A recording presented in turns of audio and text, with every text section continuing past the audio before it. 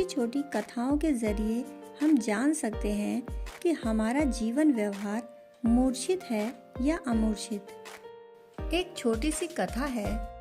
एक दिन एक व्यक्ति बुद्ध से मिलने आया।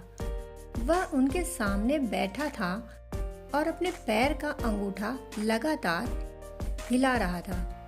उस आदमी ने पूछा कि मैं आपसे यह पूछने आया हूँ कि सत्य क्या है। बुद्ध ने कहा, इसे तो हम बाद में बताएंगे। क्या मैं तुमसे यह पूछ सकता हूँ कि तुम्हारे ये पैर का अंगूठा क्यों हिलता है? वह व्यक्ति हैरान हो गया। इतने बड़े मनीषी के पास सत्य को पूछने गया है और वे भी कौन सी क्षुद्र बात की बातें कर रहे हैं कि तुम्हारे पैर का अंगूठा क्यों हिल रहा है। उसने कहा, आप इसे छोड़िए, इससे क्या मतलब? बुद्ध ने कहा, इससे बहुत मतलब है। जिसे अपने हिलते हुए अंगूठे का कारण भी न पता, वह सत्य की खोज कैसे करेगा? जिसने अभी शूद्र को नहीं संभाला, वह विराट को कैसे संभालेगा?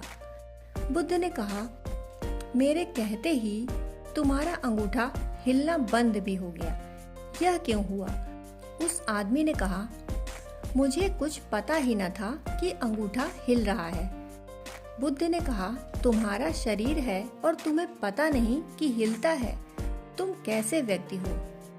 तुम तो किसी की जान भी ले लो और कह सकते हो कि मुझे पता नहीं मेरा हाथ कैसे उसके सर पर पड़ गया।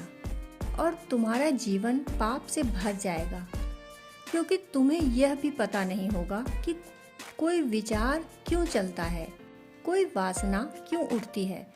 तुम्हारा सारा जीवन यांत्रिक है। तुम्हारा सारा जीवन मूर्छित है।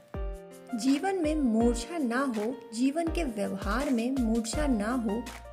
हम कोई भी काम सोए सोए ना करें। हर काम में जागरण हो। एक फकीर एक गांव से निकला। कुछ लोगों ने उसका अपमान किया और गालियां दी। जब वे गालियां दे चुके, उस फकीर ने कहा, मैं कल आऊंगा, इनके उत्तर दूंगा। वे लोग बोले, पागल हो, गालियों के उत्तर तत्क्षण दिए जाते हैं। वह व्यक्ति बोला, ऐसी हमारी आदत नहीं।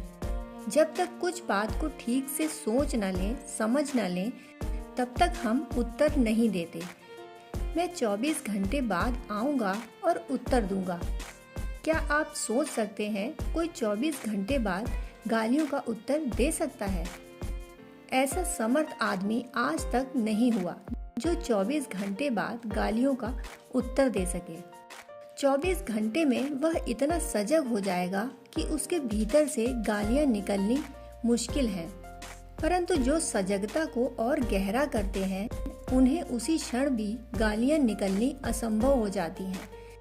जितनी सजगता गहरी होगी, जितना होश जागृत होता है, जितना विवेक प्रतिष्ठित होता है, उतना ही उनके जीवन से जो गलत है वह होना असंभव हो जाता है। होश को क्रमशः अपने प्रत्येक जीवन व्यवहार में विकसित करने की जरूरत है। दोस्तों, कहानी सुनने के लिए आपका बहुत बहुत आभार।